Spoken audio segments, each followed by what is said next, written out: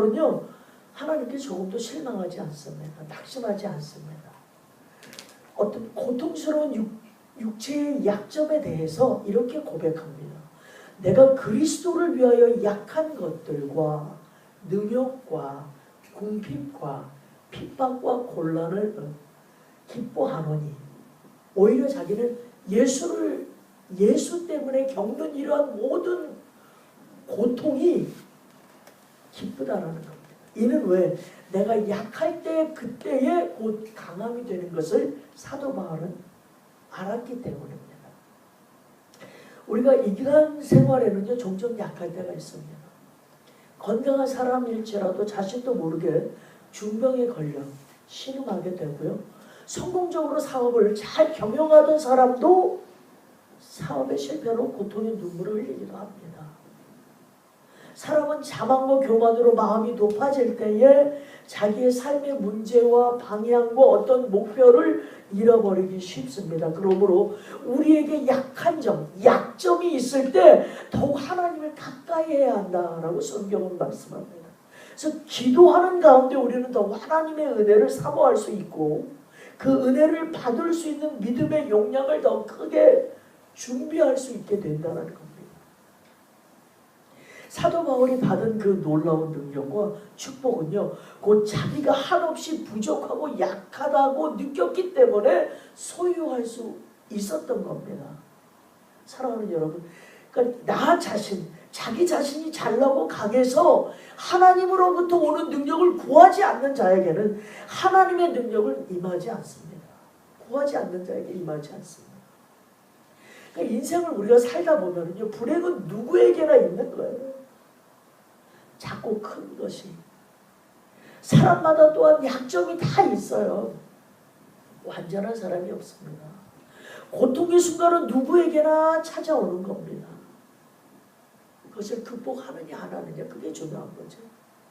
누구에게나 어떠한 고통이 있다는 겁니다. 그때마다 겸손하게 자신을 낮추고 반성하고 하나님의 뜻을 기도해야 한다라는 겁니다. 할렐루야. 그러면 비록 나는 연약한 위치에 있지만 내 안에 계신 하나님의 능력이 나를 더욱 강하게 하신다라는 사실을 우리가 깨닫게 됩니다. 믿음의 사람은요, 약할 때, 사도 바울과 같이 약할 때, 야곱과 같이 약할 때 하나님의 능력으로 승리할 수 있는 그런 삶이 된다라는 겁니다. 여러분, 토기장이 아시죠? 토기장이가 흙으로 어떠한 토기를 구상을 하잖아요.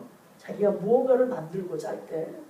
자, 구상하든지 이는 절대적으로 누구의 마음이에요? 토기장의 마음이죠.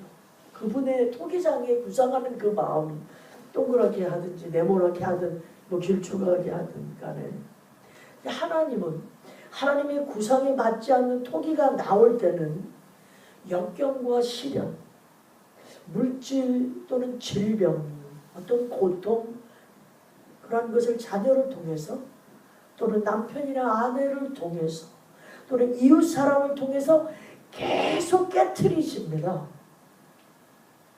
그렇게 해서 하나님의 구상에 맞는 토기가 나오기까지 깨트리시는 토기장이십니다. 누가? 하나님. 그러나 우리에게 소망이 있는 것은 하나님이 쓰시려고 또 작정하신 그 사람은, 택하신 하나님의 자녀는 영원히 버려지지 않는다는 사실입니다. 계속 징계는 있어요. 여기가 조금 두툼하면 여기를 쳐요. 토기장이가. 그러나 버려지지 않는 사실입니다. 우리가 가끔씩 피자 이렇게 배달해서 시켜 드시죠. 도미노 피자 아시죠? 도미노 피자. 이것을 만든 사람이 원래 탐이라는 분이에요. 탐이. 이분이 고아였습니다. 그러니까 미시간주 잭슨이라는 곳에 있는 성 요셉 고아원에서 자랐어요. 그러다가 양부모 밑에서 살았는데 중학교에 갔는데 이제 문제아로 찍힙니다. 그래서 퇴학을 당해요. 그가 이제 거기서도 이제 내쫓겼죠. 고아원도 더 이상 나이가 있어서 못. 그런데 그를 늘 사랑으로 돌봐주었던 수녀 한 분이 계셨는데 이 아들을 붙잡습니다. 붙잡고 이 말을 해줘요. 하나님은 너를 사랑하신다. 하나님은 너를 절대 버리지 않는다. 큰 별을 따도록 해라. 그러니까 꼭 성공하여라 하고 수녀가 기도를 해주고 보냈어요. 그래서 이 탐이라는 친구가 먹고 살기 위해서 피자 가게에 취직합니다. 열심히 일을 합니다. 피자 한 개를 11초에 막 반죽해서 막 만드는 솜씨를 보였고, 나중에는 따로 피자 가게를 냅니다, 이분이. 그래서 성공을 했어요. 그래서 12,000개가 넘는 점포를 갖게 된 겁니다, 오늘날에. 그래서 그는 이렇게 이야기한다고 합니다. 그대의 생애를 하나님께 맡기고 한번 크게 승부를 걸어라. 모든 사람들에게 이렇게 이야기를 한대요. 그러니까 하나님은 무슨 성공한 예쁜 토기를 만드는 것이 아니라 하나님은 깨어진 토기를 가지고 새로운 구상을 하시는 그러한 분이라는 겁니다. 하나님은. 사랑하는 성도 여러분, 약할 그때가 곧 하나님의 능력과 축복을 받는 때임을 잊지 마시기 바랍니다. 자, 하나님의 사랑은요, 아무 의지할 것이 없는 연약한 자에게 하나님의 축복이 임합니다. 지렁이는요, 물을 뜯을 만한 치아가 하나도 없어요. 남을 핥히고 뭐 때릴 만한 손이나 손톱 없잖아요, 지렁이가. 스스로를 일으켜 세울 만한 무슨 척추뼈도 없습니다. 그런데 하나님은요, 본문에 내가 너를 이가 날카로운 새 타자 기계로 삼아서 지렁이 같은 야곱을 지금 이야기하는 겁니다. 산들을 쳐서 부스러기를 만들 거래요. 지렁이가 어떻게 산을 쳐요? 근데 그렇게 만들겠다고 하는 겁니다. 이게 무슨 뜻인가? 힘이 없고 연약한 야곱이, 이스라엘이 힘이 있는 세계의 열강들을 무너뜨릴 것을 암시하는 그러한 구절입니다. 근데 이 말씀을 하나님이 이루셨습니다.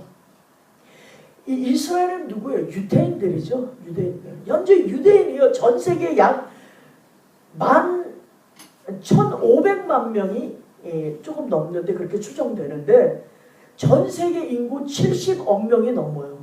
우리가 아마 2040년도가 되면은 80억이 될 거라는 추정을 하고 있습니다. 미국 인구 3억이 넘는데 거기 2%가 유대인들입니다. 그러니까 나머지 그 700만들은 이스라엘에서 사시거나 유대인들이 세계 도처에 흩어서 살고 계십니다. 근데 겨우 2%의 유대인들이요, 이 미국에. 세계에서 제일 막강한 미국 아닙니까? 우리가 제일 좋은 나라에 살고 있는데 이 미국의 정치, 경제, 사회, 문화, 음악, 영화, 언론, 교육계에서 두각을 드러내요. 좌지우지하는 분들이 유대인 계통, 그 유대인 사람들입니다. 제가 알아보니까 전 세계 노벨상 수상자가요 30% 이상이 유대인들입니다. 미국 동부 명문대학 재학생이요 23%가 유대인, 교수진이 30-40% 유대인.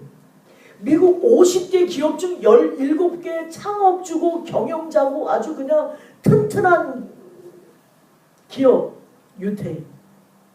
뉴욕과 워싱턴 유명 법률회사 변호사 40%가 유대인.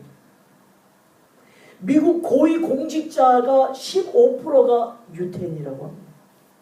미국 하원은 535명 중에 35명이요 유대인이라고 합니다. 6.5%예요. 미국의 파워 엘리트 100명 중에요 과반수가 넘어요. 51명이 유대인입니다. 미국 재벌 400명 중에 23%가 유대인입니다. IT 기업 우리 4인방이 어디예요? 마이크로소프트죠, 애플, 구글, 페이스북. 근데 저기 MS는 빌 게이츠는 우리 크리스찬이잖아요. 크리스찬이거든요. 애플은요. 돌아가신 그 스티브 잡스는요. 유대인이에요. 엄마가 유대인입니다. 구글, 페이스북 이분들 다 유대인 출신입니다. 아인슈타인 유대인입니다. 칼 막스 신학자 유대인입니다. 프로이드 유대인입니다. 참 놀라운 거예요. 미국에 2%밖에 안 되는데 다 다 상위에 있는 분들은 다 유대인인 거예요. 그래서 유대인 변호사를 고용하면 돈도 많이 들어가지만 승소하는 이유가 굉장히 크대잖아요. 왜 유대인들은 이렇게 이길 수밖에 없고 축복을 받을까? 이분들의 신앙이요, 우리가 감히 따라갈 수가 없다는 거예요. 이분들은 절기신앙이에요. 절기신앙. 철저하게 절기신앙. 구약을 달달달달 외웁니다. 구약을 달달달달달 외우고. 자, 이렇게 유대인에게 약속을 시행하신 것과 같이 하나님이 약속하신 것은요, 반드시 지키시는 분이에요.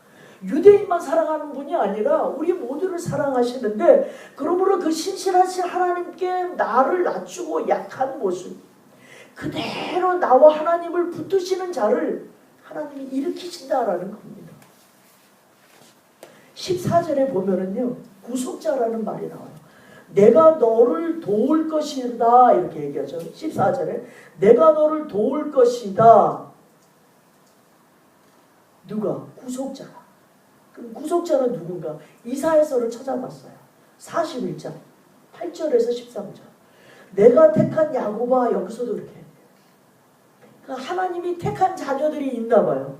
내가 택한 야곱아, 아브라함의 자손아 부르십니다. 아브라함의 자손이 누구예요? 우리죠. 저와 여러분을 얘기하는 거예요. 내가 땅끝에서부터 너를 붙들며 땅 모퉁이에서부터 너를 부르고 네가 이르기를 내가 너를 택하였고 싫어하여 버리지 아니하였다라고 얘기합니다.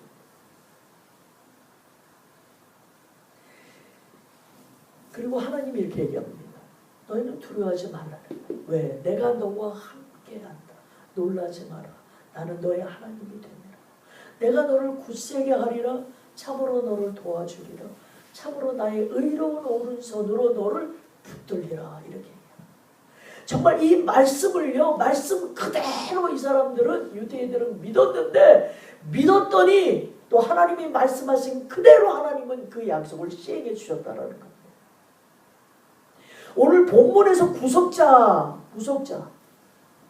어떻게 해주신다고 말씀하세요? 오늘 그 본문을 읽어보면 우리가 3절만 읽었지만 그 3절 이후에 보면 이렇게 보아라 그래요. 너에게 노하던 자들이 있니? 너를 무시한 자들이 있니? 걱정하지 마. 오히려 수치와 욕을 당할 거야. 너와 다투는 자들이 있니? 그렇게 얘기합니다. 걱정하지 마. 아무것도 아닌 것 같이 될 것이야.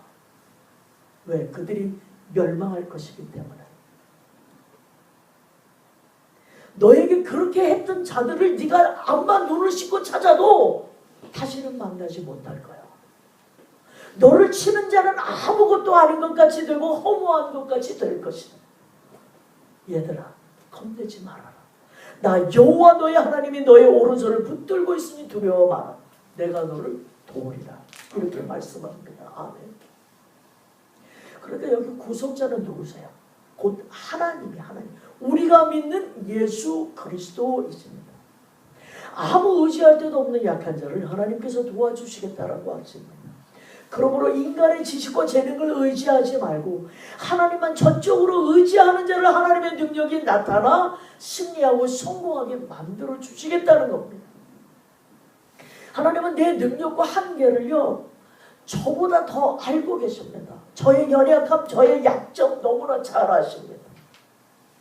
내가 나가야 할 방향, 피해야 할 어떤 그런 함정도 정확히 알고 계십니다. 하나님은 내 삶에 대한 완벽한 계획을 가지고 계십니다. 내가 지금 보이지 않을 뿐이지 하나님은 우리의 각 개인의 계획을 하나님은 다 가지고 계십니다. 그리고 그 계획을 이루어가는 데 필요한 모든 것을 공급할 그런 준비가 또 다 되어 있습니다. 하나님은 말씀을 통해 그분의 뜻과 계획을 알려주시고 우리의 갈 길을 인도하십니다. 그러니까 우리에게 절실히 필요한 것은 무엇이나 하나님이 내 삶의 길을 다 아신다고 믿는 태도입니다. 근데 그것이 안 믿어지는 거예요. 근데 보이진 않지만 믿어야 한다는 거예요. 나보다 더 나를 잘 아시고 모든 것을 누구보다 더 잘 아시는 하나님을 우리는 전적으로 의지하고 그 하나님의 말씀을 그대로 따르는 것이 가장 큰 지혜이며 큰 복을 받는 지름길임을 우리가 마음에 새기고 그렇게 살아가시기를 바랍니다. 세 번째는요, 완전히 하나님 앞에 엎드려진 자에게 하나님의 축복이 임합니다. 우리가 아는 바와 같이 지렁이 배로 땅을 기어 다닐 정도로 완전히 엎드려져서 살아가죠. 지렁이요. 얘가 그림에는 고개를 들었지만 사실은 이렇게 일자로 다닙니다. 지렁이. 완전히 엎드려져. 이처럼 우리도 우리를 쳐서 복종시키고 하나님 앞에서, 사람 앞에서가 아니에요. 하나님 앞에서.